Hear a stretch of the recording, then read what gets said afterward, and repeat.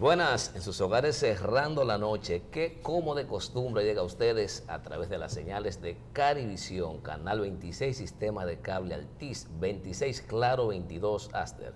Como siempre, en compañía de don Giovanni Almonte y del doctor Luis Soto. Buenas, jóvenes. Buenas noches, don Luis, buenas noches, don Junior Espinosa, y buenas noches, amable público televidente que siempre pues nos encuentra a esta hora a partir de las 11 de la noche aquí en Carivisión. Hay invitados, Luis, hay invitados que frecuentan durante parte importante del tiempo el programa. A veces se nos desaparecen, no sabemos por qué, pero uno ve en auxilio, se le acerca y no hay ningún problema. Vienen y como es así, yo creo que tenemos que aprovechar la noche de hoy al máximo al invitado que tenemos. Porque yo no sé qué fue lo que tú le hiciste.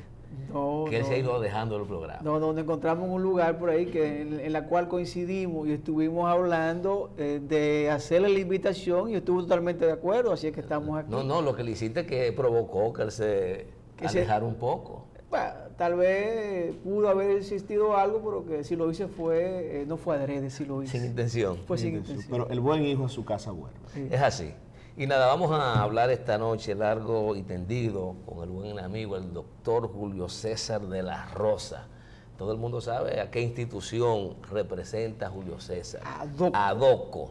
Y con él vamos a tratar de ver en la mayor amplitud posible, no el problema de la convocatoria o no para el próximo día 10 del Consejo Nacional de la Magistratura, si se queda o no el actual presidente de la Suprema, que parece que se despidió, sino ver de fondo los problemas y las posibles soluciones al sistema de justicia de la República Dominicana, que no solo está limitado al Poder Judicial institucionalmente hablando, porque hay dos altas cortes que digamos que no encajan típicamente dentro del Poder Judicial, pero son dos cortes que imparten justicia. Entonces hay que verla también, doctor. ¿Qué usted cree? Bien, buenas noches. Realmente uno se siente como en casa cuando está rodeado de amigos. Luis, Junior, Giovanni, realmente deseándole un feliz 2019 y que la salud reine no solamente en ustedes, sino también en su familia. Porque después lo otro uno se encarga de gestionarlo con el día a día. Bueno, mira, yo creo que si pasamos un balance, no del año, sino de los 7 años que ha tenido la Suprema Corte de Justicia, y consigo, evidentemente, que también debe tocar lo que son los estratos más bajos del Poder Judicial, desde las Cortes de Apelación, los tribunales ordinarios y los juzgados de paz o tribunales de primera instancia. Yo creo que ha tenido sus altas y sus bajas. Todos entendíamos que después de esas olas que se habían dado en lo que fue la reforma del Poder Judicial, donde empezó a designarse a los jueces que pasaban previamente por la escuela de la judicatura, y que todo pues advertía de que tendría necesariamente que darse un cambio para bien. Sin embargo, a la salida de aquel promotor de esos cambios que encabezó el magistrado Subero Isa, pues entendíamos que el cambio pues iba a ser notorio y que iba a esta altura, al momento de evaluarlo, pues la continuación de esos cambios que experimentó el Poder Judicial, pues ahora estaríamos hablando de que realmente hay decisiones de jueces que no lo hacen por temor, que hay un accionar acorde a lo que debe ser la garantía de la efectiva tutela judicial de los ciudadanos, y que esos pilares que deben acompañar a la justicia, como la accesibilidad, la gratuidad, la prontitud y la equidad, pues iban a ser cosas del pasado, uno cuestionarlo. Sin embargo, tenemos que la accesibilidad es entre comillas, porque se convierte en inaccesible por los entramados o por los obstáculos que se le ponen a una persona llana que tiene la afección de un interés y que por no tener los recursos de contratar un abogado, pues se ve limitado a poder accesar al sistema de justicia. Lo que significa que en eso estamos en cero, a diferencia de otros países. Para citar el caso, por ejemplo, de Colombia, la justicia constitucional, pues cualquier ciudadano de a pie ve afectado un derecho fundamental, pues este puede ir al tribunal y escribir en un papel de colmado, de pulpería, y tiene que interpretar los auxiliares en derecho hablando, o sea, en lo que debe ser la estructura de llevarlo a una instancia a un juez, de interpretar a ese ciudadano, traducirlo para que éste pueda entonces recibir la protección de la justicia. Sin embargo, aquí, algo tan elemental, la jurisdicción administrativa, tú mandas una instancia solicitando un amparo, que se supone que es un procedimiento urgente, pues la formalidad, el protocolo que tienen, pues si tú no colocas el sello, o si tú no colocas la copia, o sea, en el inventario, en el orden que están, y tú se lo entregas físicamente, ese inventario que esté en otro orden, pues te lo devuelven. Si tú lo mandaste con un mensajero, el mensajero nada más sabe llevar esa instancia, pues se va a devolver con el expediente, porque no tiene la diligencia el auxiliar de la justicia, y por eso lamentablemente ha contribuido a que se le pierda el respeto, porque no hay amabilidad, no hay atención al usuario. Pues es uno de los tal vez de las manchas con las que carga el Poder Judicial, que la accesibilidad se ve impedida. Pero ya después que tú estás dentro del sistema, bueno, es que cuando tú hablas que la mora judicial de la Cámara Civil de la Suprema Corte de Justicia hay expedientes de 15 años, tú dices, pero entonces, si yo he pasado por un proceso tedioso en primera instancia, en apelación, y recurro ahora a la alta corte y no encuentro respuesta. Entonces, cuando tú evalúas eso, lo de la accesibilidad, ya la prontitud pues sigue sacando cero.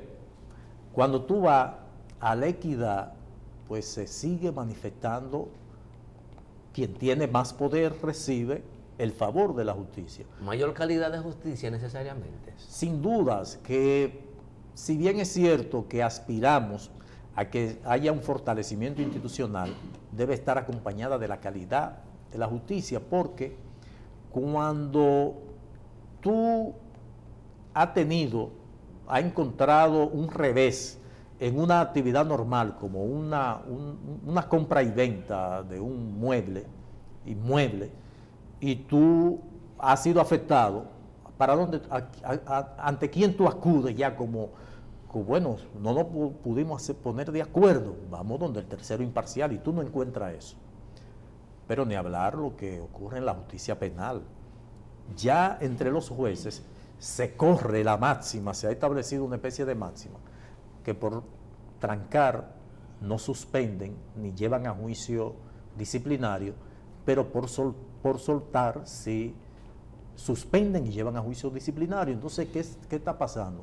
Que a veces el juez, convencido por convicción propia, aunque ya no se apela a la íntima convicción, sino por la documentación presentada, pero no solamente eso, sino conforme a lo que establece la normativa procesal penal, que una persona con arraigo, independientemente del hecho cometido, pues esa persona puede perfectamente recibir su juicio en libertad. Pues se ha hecho una inversión de que la regla debe ser la libertad y la excepción la prisión. Entonces se ha invertido. La regla ahora es la prisión, porque el juez dice... Por temor a sanción del juez, recibir sanción. Por temor a la sanción, entonces se cometen abusos que en buen derecho, también una máxima muy antigua, de que es preferible absorber a un culpable que condenar a un inocente, porque es peor. Entonces, mientras no se puede exhibir una justicia, primero independiente, que no esté mendigando presupuesto del Poder Ejecutivo, porque ya eso la compromete. Y desde que usted, a quien da los cuartos, usted tiene que pedirle y le van a condicionar para sancionar, y por eso vemos que en el orden administrativo no hay forma de que usted eleve una acción contra un ente regulador, contra un ente de la administración, y usted tenga ganancia de causa. No hay forma. Bueno, un amparo, que es lo único que fallan ahí, que perfectamente no tienen otra salida que ampararte, pero a sabiendas de que no le hacen caso a la decisión.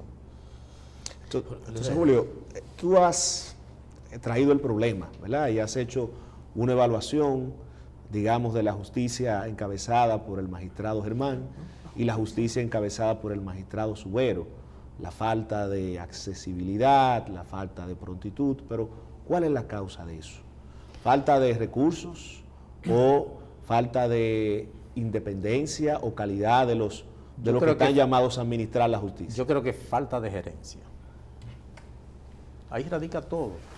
Aquí hemos tenido instituciones, lamentablemente todavía en nuestro país, que no hay continuidad de Estado, lamentablemente tiene que salir a flote la condición del individuo de cara o frente a una institución. Yo tuve diferencia con Roberto Rosario cuando presidió la Junta Central Electoral por una forma de administrar que hoy yo pues tengo que concluir que lamentablemente en nuestro país hay que aplicarla a veces, de no observar a veces, y esto suena feo uno decirlo, lo que es el cumplimiento estricto de lo que pudiera ser el manto protector de aquellos funcionarios medalaganarios, aquellos funcionarios infuncionales, y que tú tienes que tomar represalia. ¿Por qué yo cito lo de Roberto Rosario? Bueno, que en la Junta Central Electoral demostró que si tú eres buen gerente, tú puedes conducir la institución. Ir a una oficialía del Estado Civil con el desorden que implicaba esto, que designaban al oficial del Estado Civil que no tenía salario y que éste administraba la oficialía como si se tratara de un colmado de su propiedad, de que él le pagaba a los empleados, de que lo que generaba esa oficialía del Estado Civil iban a los bolsillos del oficial civil. Bueno, Roberto decidió, no, pero esto es imposible, que esto no puede existir. Pero tradicionalmente las oficialías del Estado Civil o era la esposa del presidente de la Junta o de uno de los miembros de la Junta, y así sucesivamente se sorteaban la oficialía del Estado Civil entre ellos para poner a un allegado. Entonces dijo, no, pero es que con lo que esto produce, esto genera, yo puedo poner en condiciones reales esta oficialidad del Estado Civil de que la gente venga, se sienta confortablemente, de que pueda un acta de nacimiento que necesita, un acta del acto del Estado Civil que necesite en San Juan de la Maguana, si está aquí en el distrito, pueda obtenerla. Si está en Higüey, pueda obtenerla donde quiera. Entonces, cuando tú ves esa cosa de que bastó la intención de un funcionario, tú dices, bueno, pero es que esto debe funcionar. Entonces llega ese funcionario y sale el que viene, en vez de mejorar lo que encuentra, lo que hace es retroceder. Tú vas ahora a una oficialidad del Estado Civil y comienzas a ver que los aires ya están dañados, de que no hay papel para la impresión del acto del servicio utilizado y una serie de cosas. Entonces, lo que pasó con la justicia fue eso. Tú dices, bueno, es que Subero llevó el tren hasta un punto, entonces el que llegue tendrá que adelantarlo más. Ha sido lo contrario. Ir a una instalación de un palacio de justicia, o sea, porque yo tengo que hablar intuito persona. Yo, presidente de la Suprema Corte de Justicia, que como abogado me tocó ir al tribunal de la Charles de Gaulle, de la provincia o de Santo Domingo Este, usted tiene que saber que es un estercolero, que ahí no puede ir humano a administrar justicia, que usted sepa que en un furgón es que se conocen las medidas de coerción de la jurisdicción permanente. Cuando usted puede perfectamente empantalonarse y demandar del Poder Ejecutivo el cumplimiento de la ley que establece el porcentaje del presupuesto que debe ir. Pero es una contradicción, porque recuerdo hace 1 o 2 años, tanto la Asociación de Jueces como la Asociación de Ministerio Público recurrieron ante el Tribunal Administrativo buscando un amparo de cumplimiento de ley y el tribunal le falló en contra.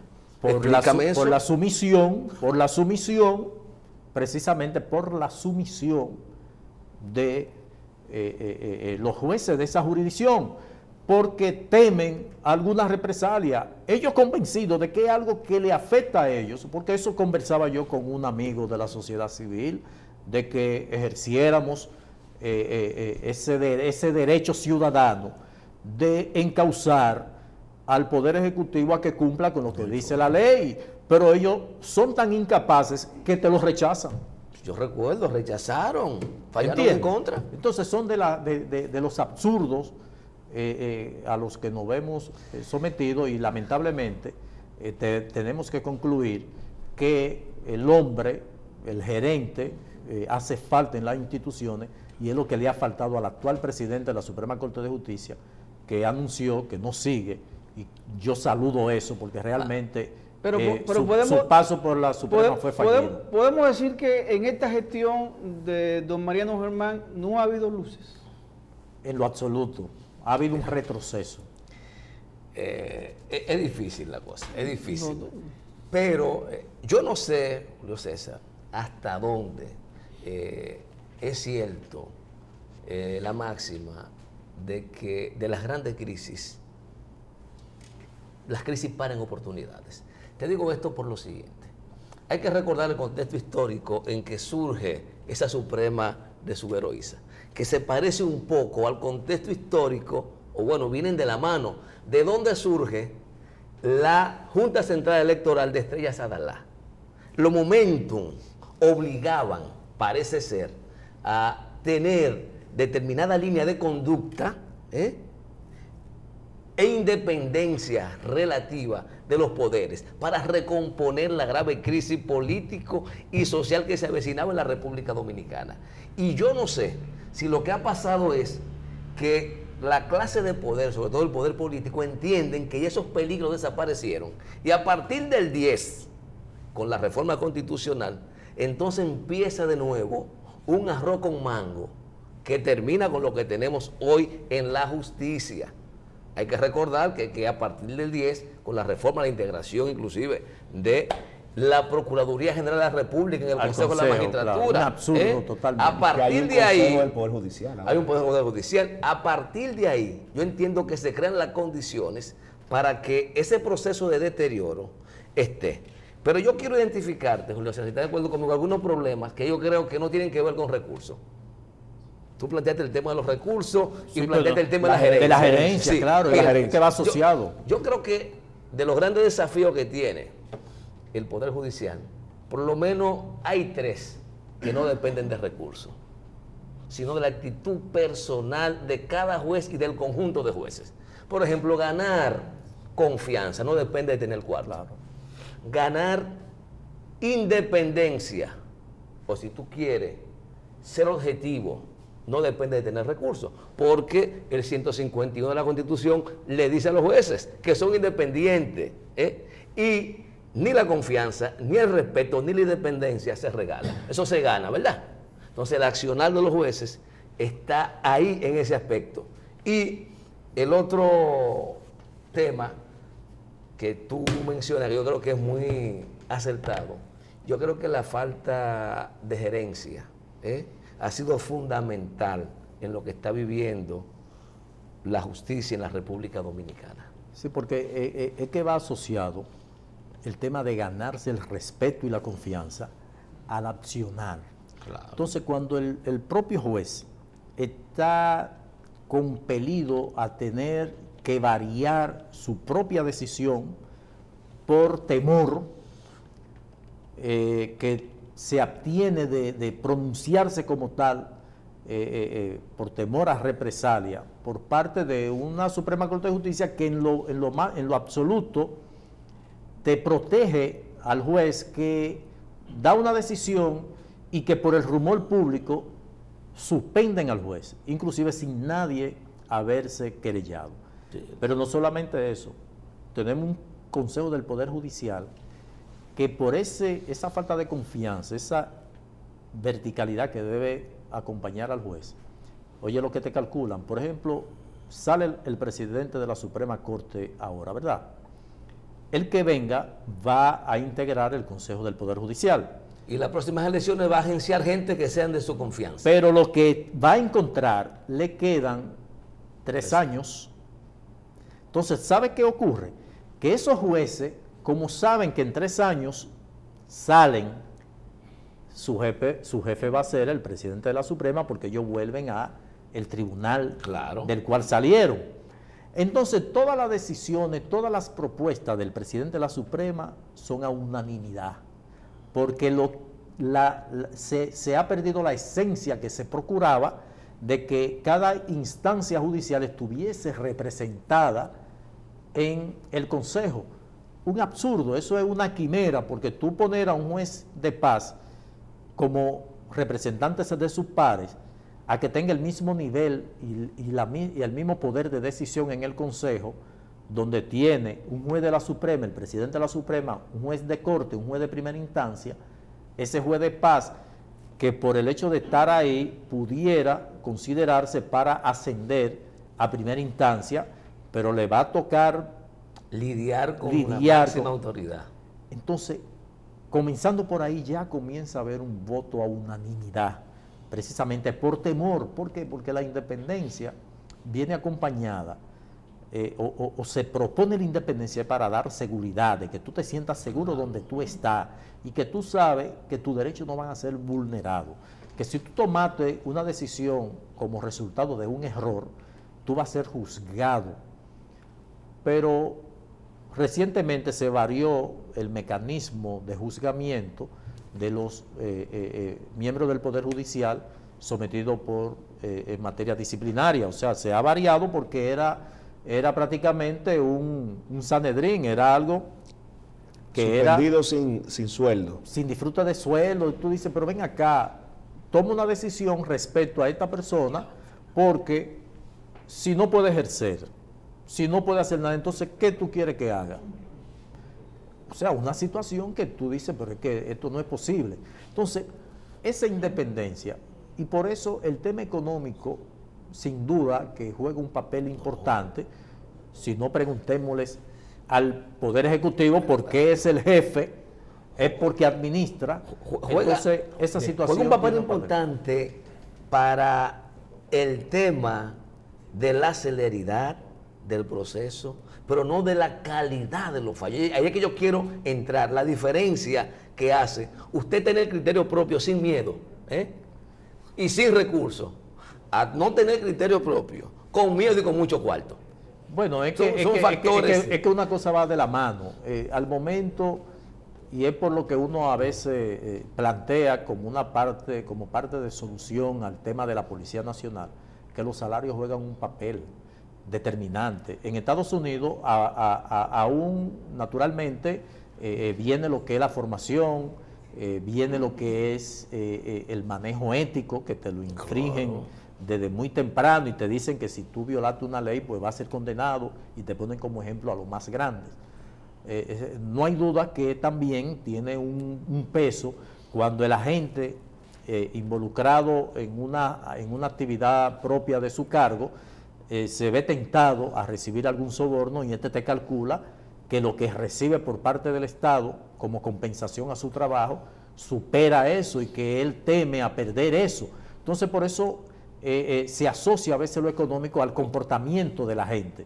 Entonces, en el Poder Judicial, si tú tienes mejores condiciones, si hay como el juez poder trabajar un determinado horario, tener los auxiliares que necesita, tener las condiciones laborales que realmente vayan a corte, va a producir eso, va a provocar eso de que tú puedas acelerar los procesos, pero te tienen oficina con poco personal, con una calidad en la formación del personal y todo eso. Luis, y tú y yo sabemos que aquí usted va ante ese tercero imparcial para que resuelva un problema entre particulares y resulta que después que se quede el expediente en estado de fallo, usted tiene que ir, solicitar mediante instancia que le falle, pero de por Dios, ¿cuál fue la necesidad de acudir ante usted? Para después volver a reiterar lo que yo quiero. No, pero que la ley impone un plazo para fallar, que nunca se cumple. Nunca se cumple. Pero oye, Julio César, lo dijo el magistrado Mariano Germán hoy en su discurso, que solamente recibió la mitad de lo presupuestado para este año. Entonces, imagínense con asuntos tan urgentes como la creación del nuevo Palacio de Justicia Administrativo, de la creación del Palacio de Justicia para la provincia de Santo Domingo. Creación, no. La puesta en funcionamiento de la jurisdicción, porque está creado de la jurisdicción administrativa, que en todos los distritos judiciales debe haber un tribunal administrativo, y que aquí todo recae en el Tribunal Superior Administrativo, cuando la Constitución establece cuál es el mecanismo. ¿Cuánto es la mora, Julio, de una sentencia en el Tribunal Superior Administrativo? ¿4 o 5 años? Es incalculable. O sea, tú llevas un proceso contra la Dirección General de Impuestos Internos. Cambian directores. Bueno, señores, hablar entre abogados es muy interesante, pero tenemos que hacer una pausa para nuestros anunciantes y nuestros amigos.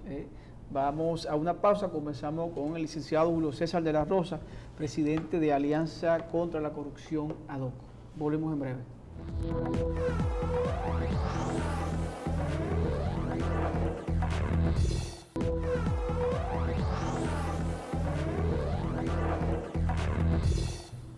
Seguimos conversando con el doctor Julio César de la Rosa. Julio, el Consejo Nacional de la Magistratura se aboca ahora en el mes de enero a evaluar y posiblemente sustituir a 12 jueces de la Suprema Corte de Justicia.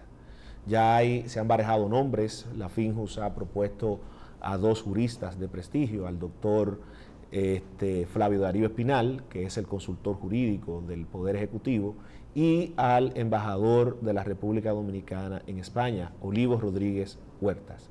¿Qué opinión te merece esa situación? Bueno, evidentemente que la remoción que deberá producirse en la Suprema Corte de Justicia, creo que gran parte de los actuales magistrados pues van a optar por mantenerlo, iba a decir mantenerse, sino mantenerlo, porque no depende de ellos, de quedarse todos quisieran, porque la evaluación de desempeño tendrá que necesariamente que arrojar por el manejo que han tenido en la Suprema Corte de Justicia. Sobre la propuesta de FINJUS, sobre los doctores, licenciado Flavio Darío Espinal y Olivo Rodríguez Huerta, pues son 2 personas, primero que jurídicamente hablando, pues reúnen las condiciones. Cuando digo jurídicamente hablando es por el ejercicio dilatado que han tenido ambos, y la integridad en el ejercicio de sus funciones como hombre público pues también ha sido ponderada. Particularmente para mí sería una gran atracción para la Suprema Corte de Justicia, o sea, una conquista para la Suprema Corte de Justicia poder contar con estos profesionales, al igual que otros. ¿Tiene ADOCO algún postulante, alguna persona que pudiera...? Siempre nosotros hacemos postulaciones, ponderaciones, y evidentemente que ya acercándose los días, cuando ya se abra el proceso se le dé apertura al proceso de postulaciones, pues nosotros lo vamos a hacer. De entrada, pues, tanto Flavio Darío Espinal como Olivo Rodríguez Huerta cuentan con nuestra anuencia, nuestro respaldo. De la misma forma que una serie de profesionales que están dentro de la carrera, que nosotros entendemos que en esta oportunidad deben ser tomados en consideración. Sucedió recientemente, o en el día de hoy, un hecho que ha llamado la atención de la opinión pública nacional, y es el asesinato o la muerte de un soldado dominicano en la frontera, adscrito al CEFRON, un raso, aparentemente de mano de un nacional haitiano. ¿Pudiera esto traer algún tipo de inquietud o levantar un poco la epidemia del dominicano? ¿Entiende usted que esta acción pudiera traer algún tipo de consecuencia futura, ya por ser un hecho que ocurre a un miembro del ejército de la República Dominicana, que no es simplemente un ciudadano normal, común y corriente, que cae en el cumplimiento de su deber? Claro, sin dudas que es una situación preocupante que va a profundizar las tensiones que actualmente existen entre la República Dominicana y Haití, sobre todo en la zona de la frontera, por los eventos que se han producido.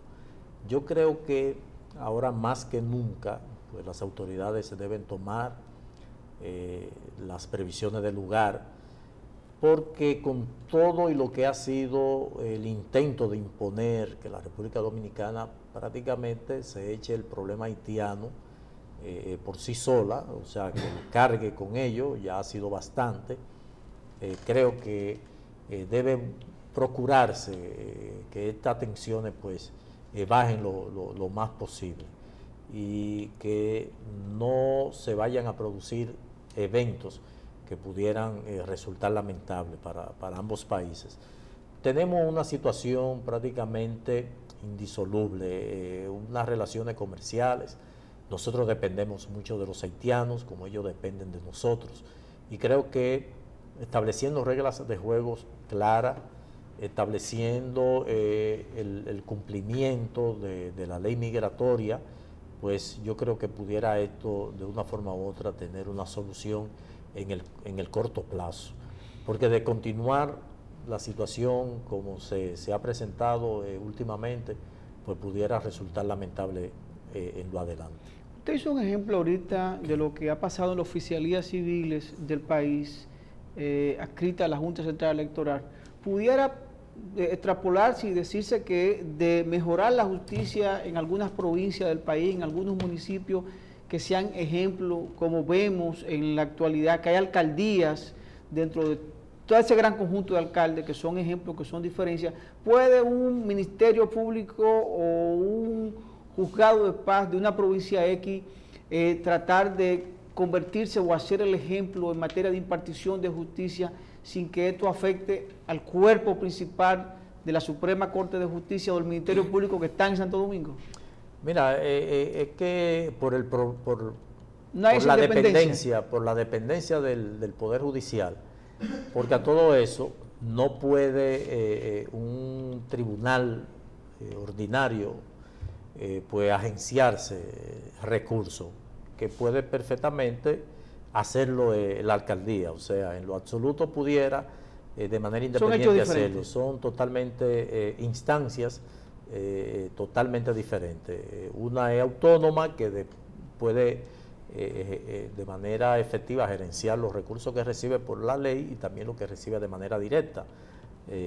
Hay municipios cuya alcaldía tienen buenas recaudaciones.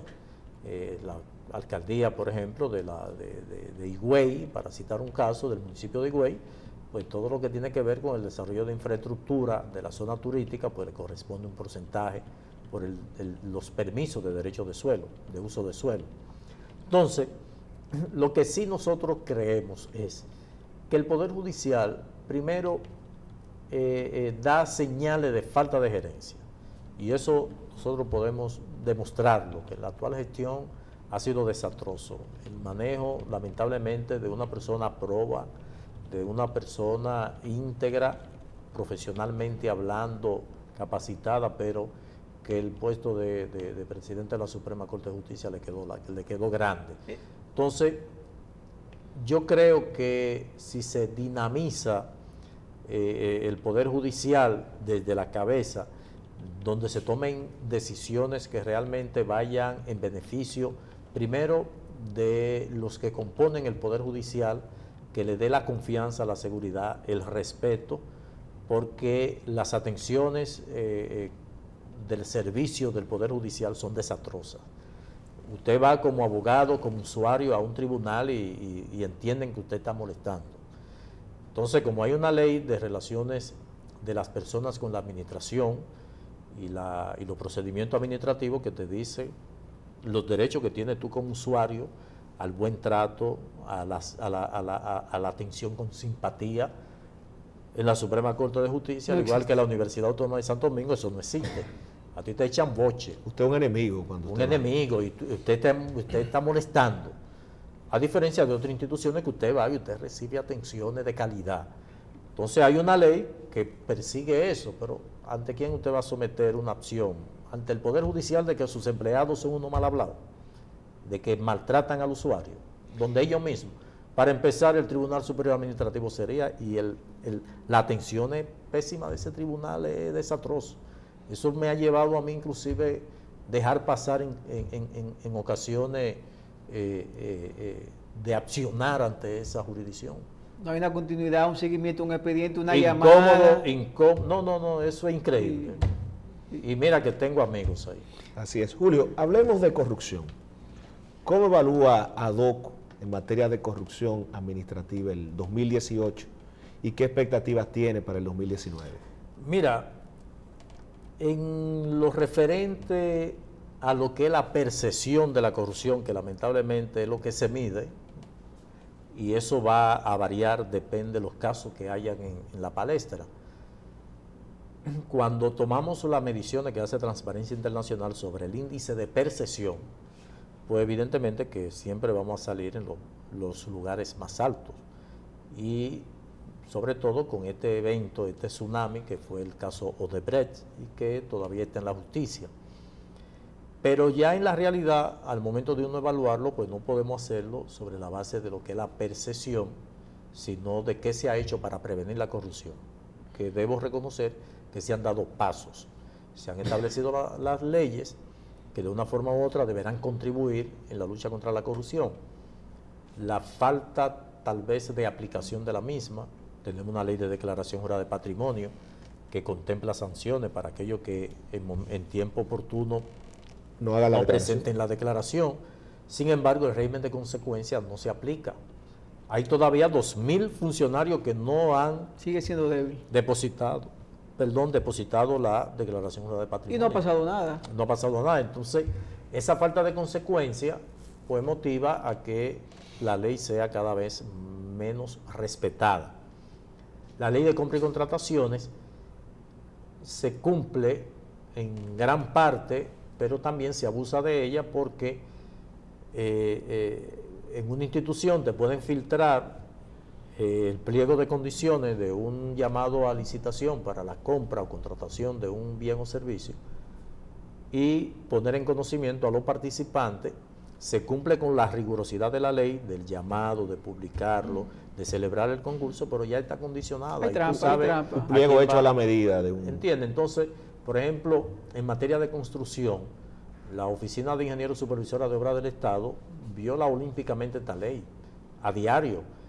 La ley establece que no podrán realizarse adendas que sobrepasen el 25% del costo original, y hay adendas que ya han sobrepasado el 400%. En esta administración de hoy. En esta administración, claro, con la construcción de los hospitales. En todos hay adendas que sobrepasan en más del 400%. ¿Y qué hace el órgano rector, la Dirección General de Contrataciones Bueno, Públicas? Nada, porque no se apodera de oficio, se apodera cuando uno lo hace. Oportunamente, en el caso nuestro, que hacemos acopio de manera permanente de lo que son estas evidencias, para en su oportunidad, cuando las condiciones pues así lo permitan, pues hacerla valer. Pero realmente ha habido un incumplimiento, violaciones flagrantes a lo que es la ley de compra y contrataciones, conjuntamente con la ley de declaración de patrimonio. Eso naturalmente... Bueno, el caso ONSA es un gran ejemplo. Efectivamente, que se da a conocer precisamente por el asesinato de Junior. Pero exacto, como lo dice don Julio, el tema cambió porque hay muerte de por medio, si no el tema hubiese seguido igual. Hubiese seguido igual. Y así hay, por ejemplo, muchas alcaldías que no cumplen con el mandato de la ley, todavía siguen haciendo las cosas por su fuero, pero no podemos perder la esperanza. Se han dado pasos de avance. en cumplimiento, por ejemplo, la ley de libre acceso a la información, nosotros podemos decir que se está haciendo en un 99%, entrega de información oportuna, la que no colocan en la página web. O sea que al momento de uno evaluar de los pasos que se han dado, pues hay mucho positivo, pues pero evidentemente que el tema de la percepción es negativo, porque inclusive con eso es que no se evalúan. Sigue en aumento en República Dominicana. Latinobarómetro, pues son los parámetros que toman y es la percepción que es muy profunda. En el 2020, la República Dominicana va a un nuevo certamen electoral donde se elegirán nuevas autoridades o se rectificarán las que tenemos actualmente. ¿Incide la corrupción en la elección del voto a la hora del ciudadano hacer el voto? ¿Incide la percepción de la corrupción si cambiar de gobierno o mantener el mismo? A diferencia de otros tiempos, donde en una encuesta el tema de la corrupción aparecía como no ser del interés de la población, hoy día sí, pero al momento de votar no lo tomen en cuenta. Porque hay un segmento muy importante de la población votante, que se nutre precisamente del clientelismo, de la corrupción, y lo ve como normal. Entonces, no es un tema, y con esto se lo sugiero a los candidatos, de que explotar el tema de la corrupción no es un atractivo para el votante. O sea, la gente sigue manteniendo indiferencia con el tema. Aquí en el país. En el país, porque en Perú y en Colombia no está pasando igual. Evidentemente que en el país, porque aquí se han roto todos los esquemas, una fortaleza, una dureza del bipartidismo, tripartidismo, poca posibilidad de partidos emergentes, no pasa en el 1%, cosa que se da cuando uno evalúa los procesos de Perú, los partidos tradicionales, el APRA, el Social Cristiano, pues han pasado a tener una votación muy baja, ni hablar en México. El PRI acaba de ganar una coalición de partidos, un partido nuevo, un movimiento, Morena, de la misma forma que en Colombia ya hablar de conservadores y liberales es cosa del pasado.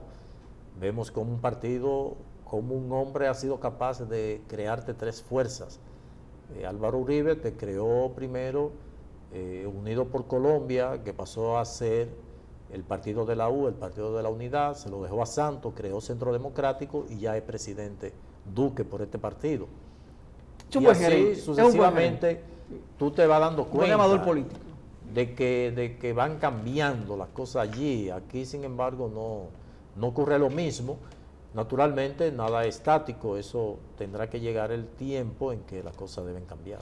Don Julio, con su permiso, vamos a ir a una pausa. Conversamos con don Julio César de la Rosa, presidente de Alianza Dominicana contra la Corrupción. Después de la pausa, creo que sería interesante pues, preguntarle algunas cosas individuales o personales que entienda don Julio que debe cambiar la República Dominicana. Vamos a la pausa.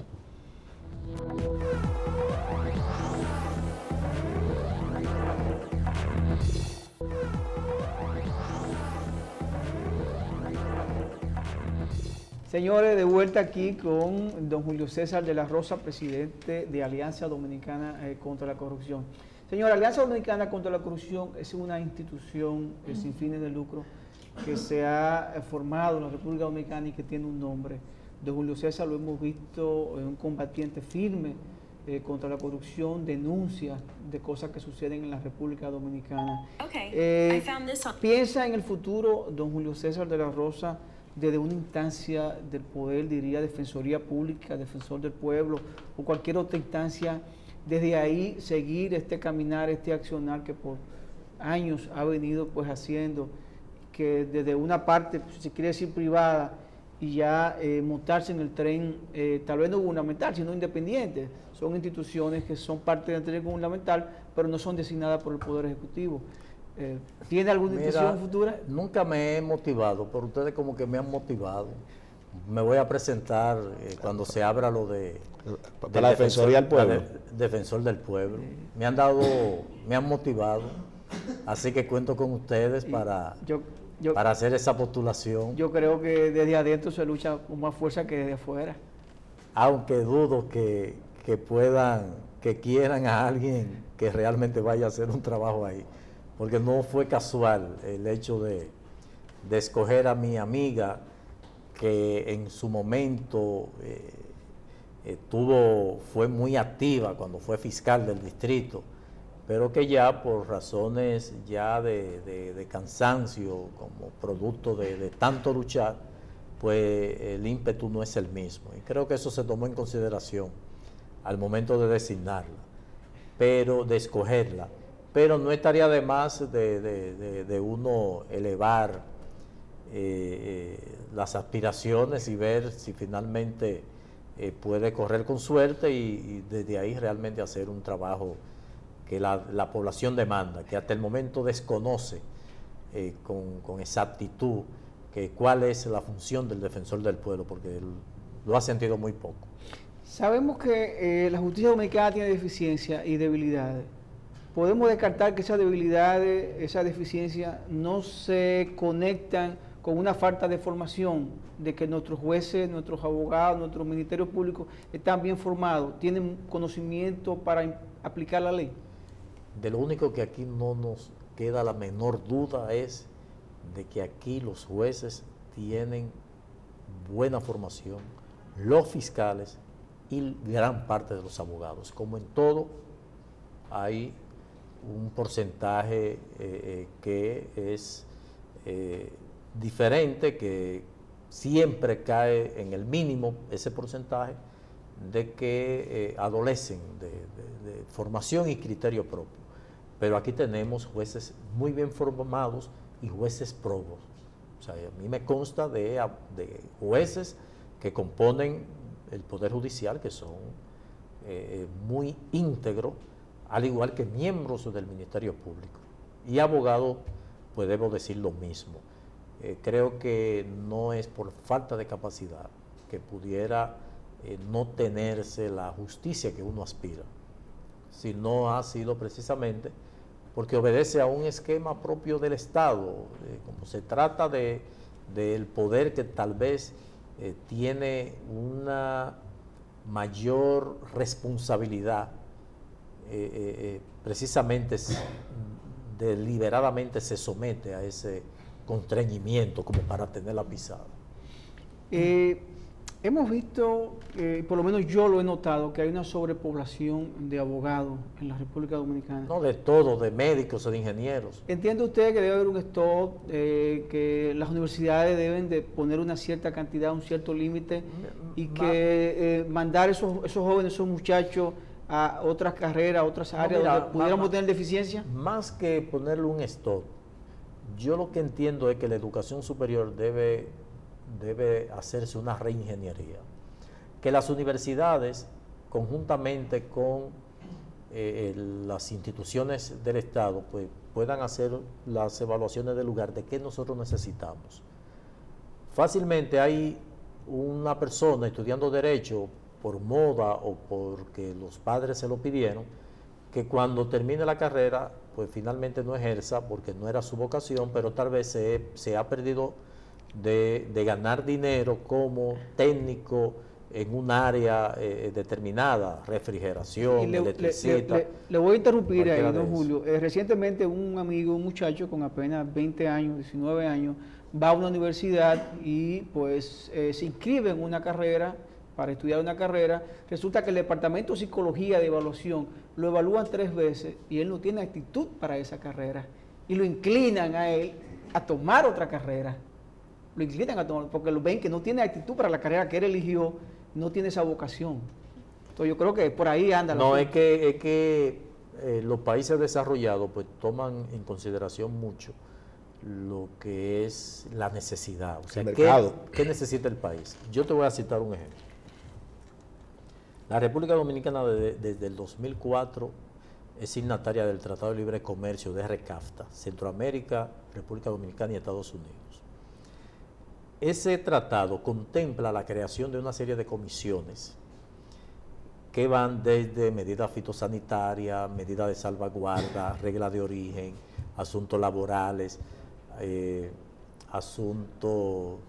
son 7. Cada país debe tener 2 representantes, que son técnicos, negociadores, expertos en negocios internacionales, en idioma o que se hayan preparado en las aduanas a nivel de lo que son las reglas de origen, las medidas fitosanitarias, todo ese tipo de cosas, que pudieran las universidades formarlo para ello. ¿Qué va a ocurrir? Que estos países que deberán tener 12 representantes en cada una de estas comisiones van a optar por contratar personal del país donde tienen que operar estas comisiones, que son los 7 miembros. La República Dominicana necesitaría, son 7 por 2, 14, por 14 por 7, esa cantidad. Mandar a Costa Rica, a El Salvador, a Nicaragua, a su técnico representante, va a contratar personal allá. En mi caso, yo puedo darle servicio a varios países contratados para representarlo. ¿Qué ventaja tienen? No tienen que pagarme alojamiento, conozco la idiosincrasia de mi país, sé dónde queda cada cosa y sé cómo actuar. Que no pudiera verse como un acto contrario a los intereses del país, pero si el país no me contrata y me contrata a otro para que le represente, como profesional de las relaciones internacionales, pues yo lo voy a hacer. De hecho, lo he hecho, valga la redundancia. Entonces, las universidades, en el 2004, en una consultoría que yo hice para identificar las universidades y llevar el tema para que den formación en esas áreas. Para citarte un caso, El Salvador especializó una universidad para trabajar todo lo concerniente a tratados internacionales. Chile tiene una universidad con 100 alumnos, con 100 estudiantes, por ejemplo, de maestría. Un ministerio, por ejemplo, de minas, te dice, yo quiero que tú me prepares una maestría para maestro en extracción de cobalto. Y te preparan y funciona para esos 100 estudiantes. Don Julio, no dice qué tiempo, que el programa llegó a su final. Entonces esas son parte de las cosas que creo que el sistema de educación superior debe tomar en cuenta. Bueno, agradecer a don Julio César de la Rosa de haber aceptado nuestra invitación y a los amigos televidentes pues, de pedir el espacio hasta mañana. Conversamos con don Julio César de la Rosa, presidente de Alianza Dominicana contra la Corrupción. Un servidor, Giovanni Almonte, Junior Espinosa y Luis Soto, le dicen hasta mañana.